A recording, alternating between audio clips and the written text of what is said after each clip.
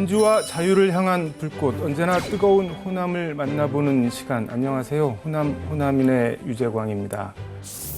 사람을 젊게 만드는 것이 두 가지가 있다고 합니다. 하나는 사랑이고 또 하나는 여행이라고 합니다. 여행이 주는 휴식과 설레임은 우리 삶에 새로운 활력과 에너지를 주는 배터리 역할을 하는데요. 사람들에게 여행의 즐거움과 인생의 추억을 선사하는 오늘의 주인공 만나보겠습니다.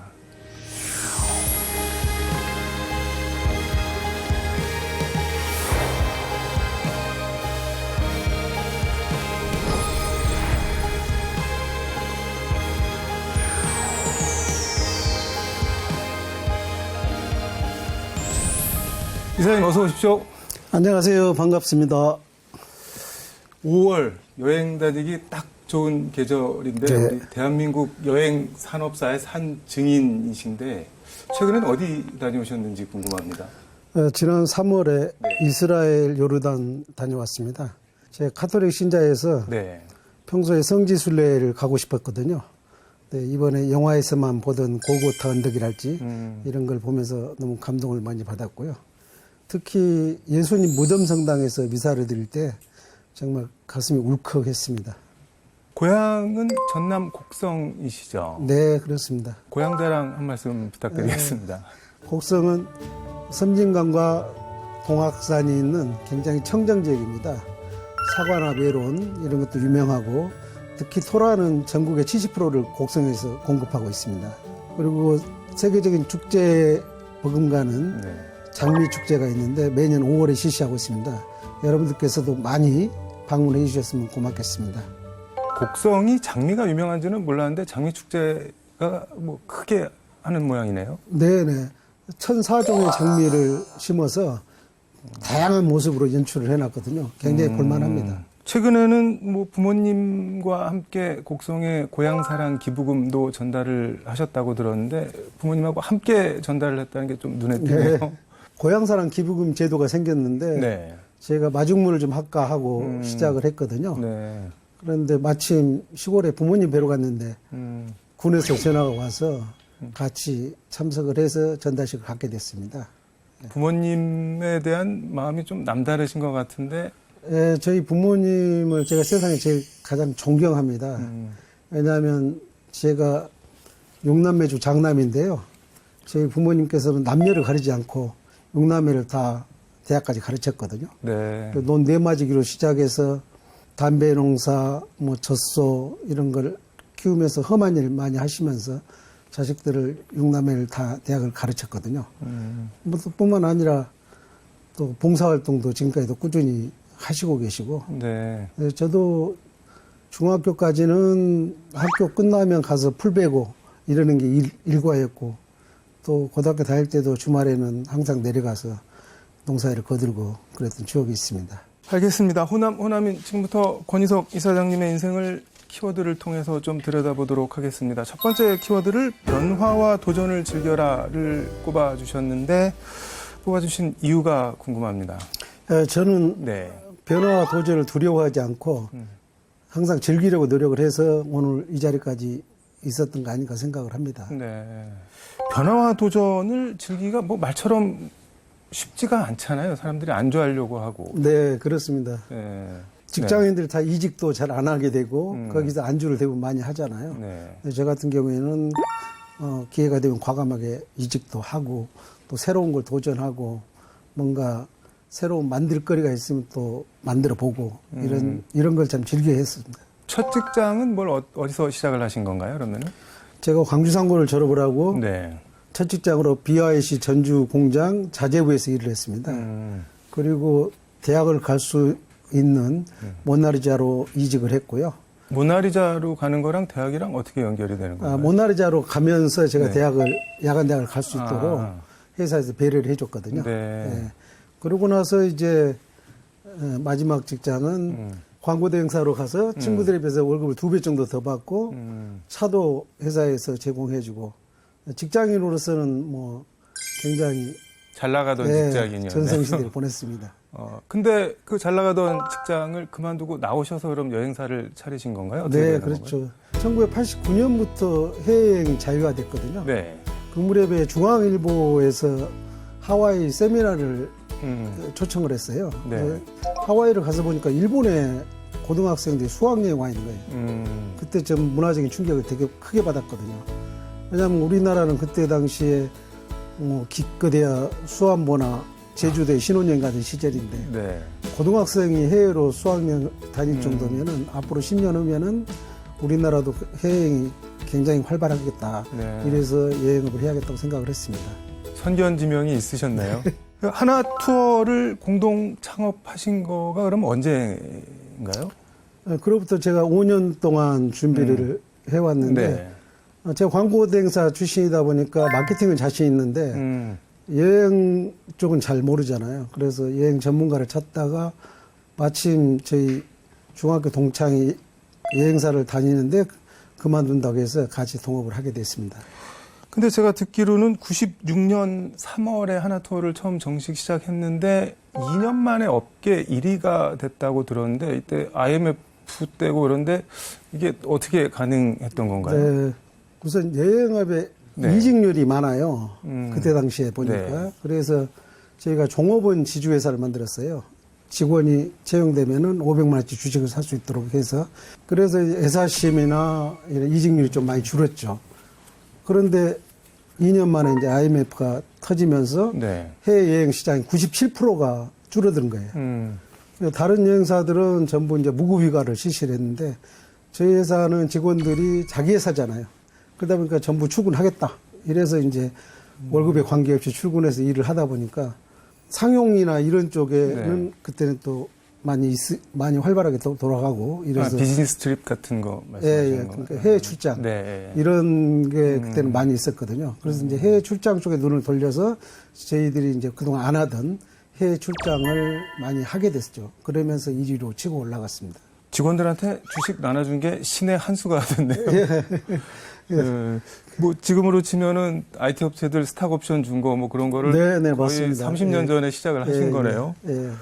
근데 여행업계 1위에 오르고 난 뒤에도 면세점, 호텔 등등에서 계속 말씀하신 변화와 도전을 해 오셨네요. 쭉. 네, 그렇죠. 어떤 거 하셨나요? 예, 어쨌든 유관 산업을 찾아서 저희도 발전을 계속 해나가기 위해서 고민을 하던 중에 제가 2008년도에 그 대통령 관광 확대 회의를 들어갔거든요. 네. 그때 당시에 제가 면세점은 자유화해야 된다 하고 주장을 했어요. 네. 근데 그게 이루어지지 않다가 2015년에 면세점을 이제 늘린다고 해서 그때 제가 직접 준비해서 네. PT하고 그래서 14대 1 경쟁률을 뚫고 따냈죠.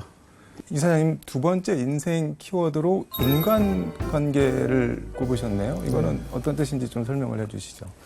제가 하는 일을 보면은 제가 잘나서 했던 일이 거의 없어요. 너무 겸손하신 거 아닌가요? 네, 아니에요. 보면은 저하고 일을 했던 모든 사람들, 뭐 학교 지인 등등 여러 사람들이 저를 도와줘가지고 제가 일을 할 수 있었던 것 같아요. 그래서 인간관계가 세상 살면서 가장 중요하다는 생각을 합니다.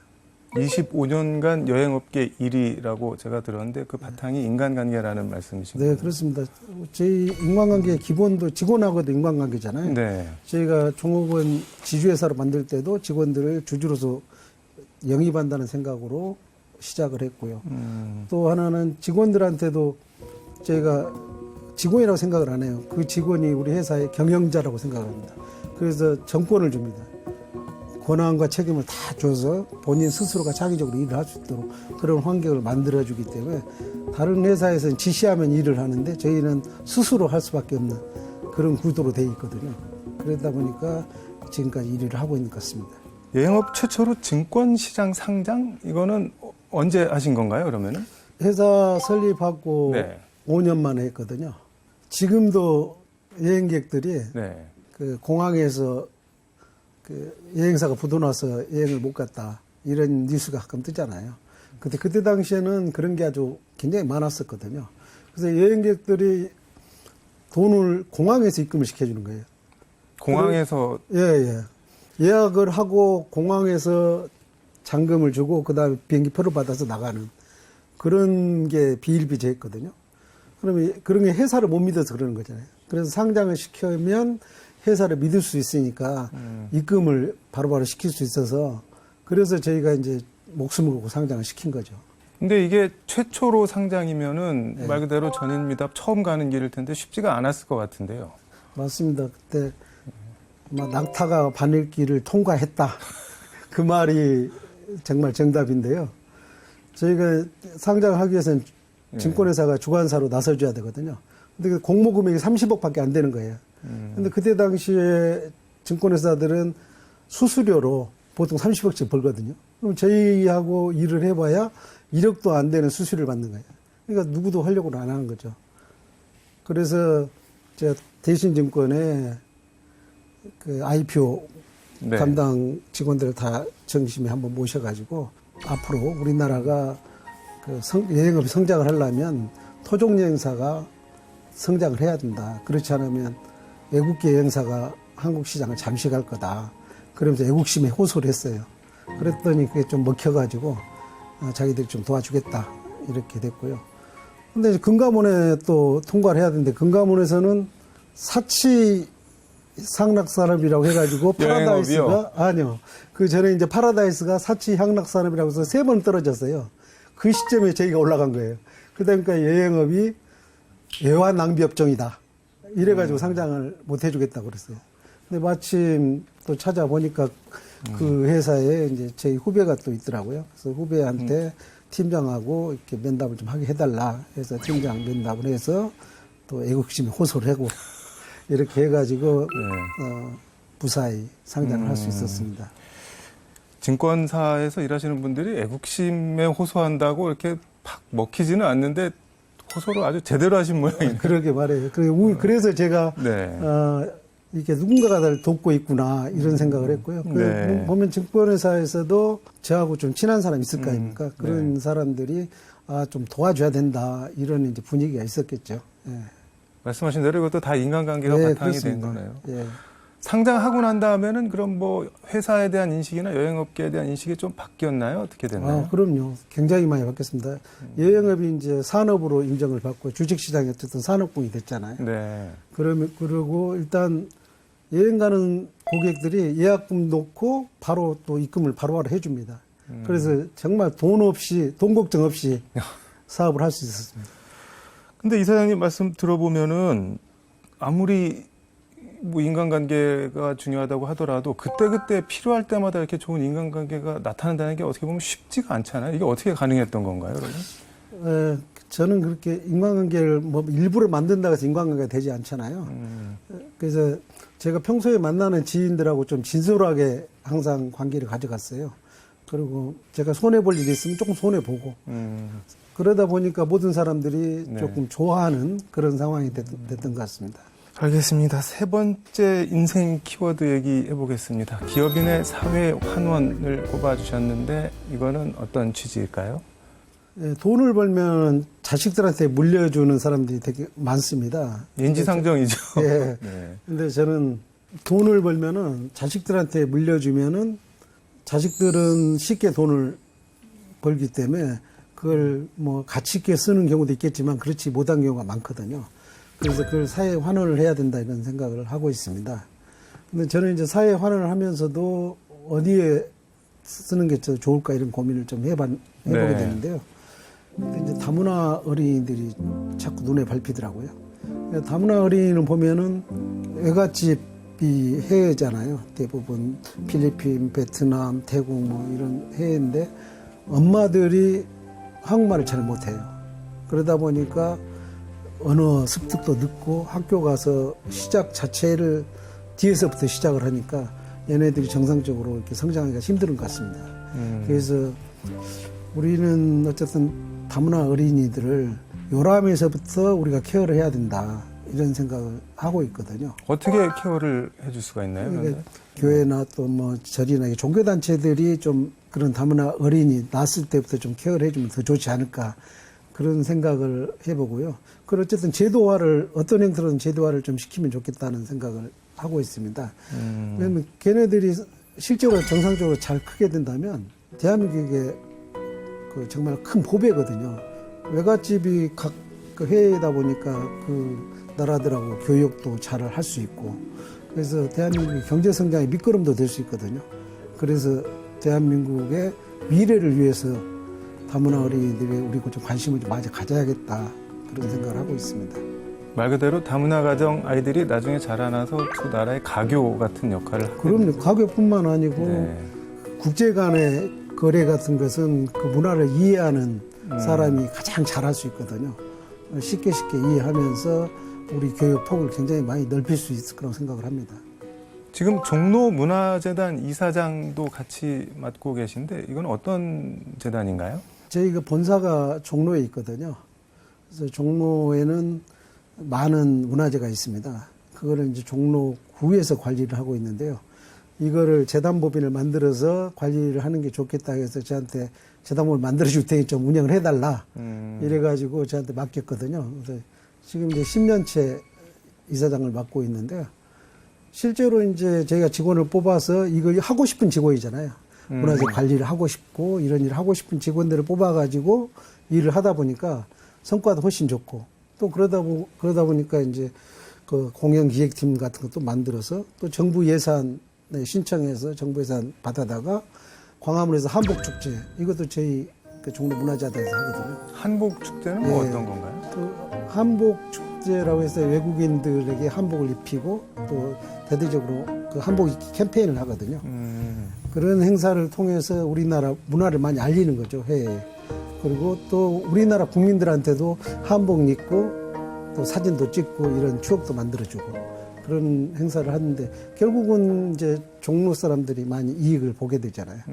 그래서 이제 실제로 종로 주민들한테는 굉장히 도움이 되고 있는 그런 재단이 되고 있습니다. 유럽이나 미국 같은 데 가보면은 이렇게 조그만 동네마다도 아주 특색 있고 재밌는 축제들이 많은데 말씀하신 한복축제는 진짜 우리나라에 딱 특화돼서 할 수 있는 또 종로구 부근에 궁들도 많고 네. 그런 아이디어는 어디서 다 나오시는 건가요? 저희가 이제 축제를 많이 다니잖아요. 해외에도 축제, 뭐 몽골 같은 경우에도 뭐 나당 축제, 또 어느 스페인에 가면은 무슨 네. 축제 이런 식으로 축제들을 많이 하기 때문에 실제로 관광객을 모으기 위해서는 축제들을 어느 지자체나 많이 하려고 노력을 합니다. 그래서 저희 같은 종로는 도심이기 때문에 네. 한복 축제를 하면서 한복을 입고 사진도 찍고 또 한복을 입은 사람은 궁궐 들어가는데도 무료로 입장을 시켜주고 이러면서 좀 저변 확대를 해본 거죠.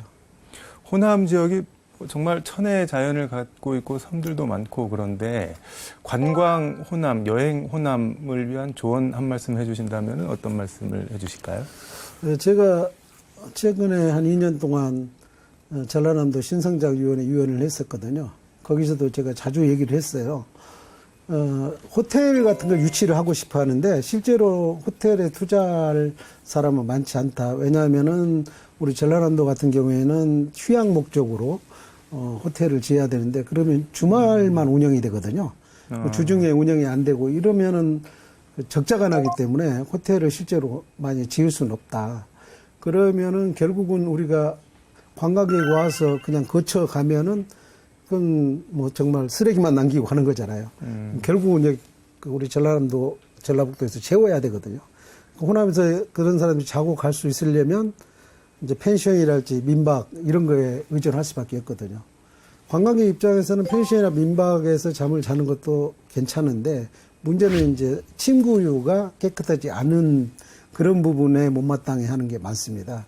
그래서 새로운 관광객이 들어오면은 시트는 새롭게 공급을 해주고 그러면서 이 청결한 느낌을 줘야만 그런 사람들이 하루 이틀 계속 스테이를 하면서 뭐 식사도 사 먹고 토산물도 사고 이렇게 하면서 우리 경제를 좀 풍요롭게 해줄 수 있다고 생각을 합니다.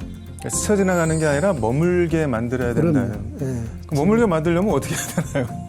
그래서 일단 머물려면 기본적으로 숙소가 좋아야 되고 우리 뭐 먹는 것은 우리 호남 지역이 최고죠. 뭐 최고죠. 네. 먹기 위해서 오는 사람도 있기 때문에 그래서 그런 것 할지 또 체험 관광 우리 그 바닷가 같은 데는 머그 같은 것도 굉장히 많거든요. 네. 머그는 미용에 좋다는 거 누구나 알잖아요. 머그 체험 같은 걸 많이 할 수 있도록 한달지 이런 체험 관광 같은 것을 좀 늘려야 된다고 생각을 합니다. 앞으로 여행 시장은 뭐 트렌드라고 해야 될까요? 뭐 어떻게 변화가 될까요? 과거에 우리 패키지 여행 시장 보면 유럽 5개국 10일 뭐 이런 상품들이 대세를 이뤘잖아요. 근데 지금은 이제 한 도시에서 오래 머무는 그런 형태로 많이 바뀌고 있거든요. 그래서 저희 패키지도 지금 현재는 이렇게 그런 식으로 바뀌어가고 있습니다. 그래서 패키지 상품이 막 그 아침에 일어나서 일찍 출발하고 이런 것보다 한 곳에 오래 머물면서 그 나라 문화를 느끼고 그 나라에서 생활하고 그 도시를 그 탐구하고 이런 식으로 많이 변화가 되고 있습니다. 사람들의 호응이 좀 있나요? 예, 요즘에는 그런 상품을 많이 좋아하고요. 또 실제로 개별적으로 여행 가는 네. 개별 여행객들은 대부분 그럴 목적으로 가거든요. 한 도시에서 오래 머물면서 뭐 미술관도 가고 자기가 좋아하는 취미생활도 하고 이런 걸 목적으로 가는데 그런 거를 개별적으로 예약을 하면 요금이 비싸거든요. 항공이든 호텔이든 뭐 식사든 모든 게 비쌀 수밖에 없는데 저희가 여행사가 그런 걸 패키지화 시켜서 이렇게 만들어주면은 이제 저렴한 것도 있고 편리한 것도 있고 이러기 때문에 상품 가치가 있습니다. 쭉 말씀 들어봤는데 앞으로 어떤 계획 있으실까요? 저는 이제 나이가 들어가니까 은퇴도 생각을 하고 있고요. 네. 은퇴를 하고 나서는 국가에서 손이 미치지 않는 사각지대 이런 걸 좀 찾아서 사회공헌을 좀 해볼까 하고 계획을 세우고 있습니다. 요즘 젊은 세대들이 어떻게 보면 약간 이렇게 움츠러들고 취직하기 바쁘고 그런데 변화와 도전을 인생 키워드로 꼽을 정도로 도전하는 삶을 살아오셨는데 젊은 청춘들에게 한 말씀 부탁드리겠습니다. 지금은 뭐 안락한 생활을 생각한다면은 가만히 있어도 국가가 해줄 겁니다. 그런데 그렇게 살면 인생이 재미없잖아요. 뭐든지 도전해서 뭔가를 만들어냈다는 그 성취감, 그게 결국은 자기 인생이거든요. 그래서 하루하루를 조금 멋지게 살기 위해서 노력한다면 더 좋지 않을까. 저 같은 경우에는 특히 뭐 인간관계 항상 얘기를 하지만 인간관계를 할 때 내가 이익을 보는 사람만 만나서는 안 된다. 이익을 줄 때 인간관계는 누구나 다 눈치채거든요. 그래서 정말 오히려 내가 좀 배려하고 이러면서 인간관계를 가져가면은 그런 사람들이 다 나중에 제가 어려울 때 힘이 되는 그런 관계가 되거든요.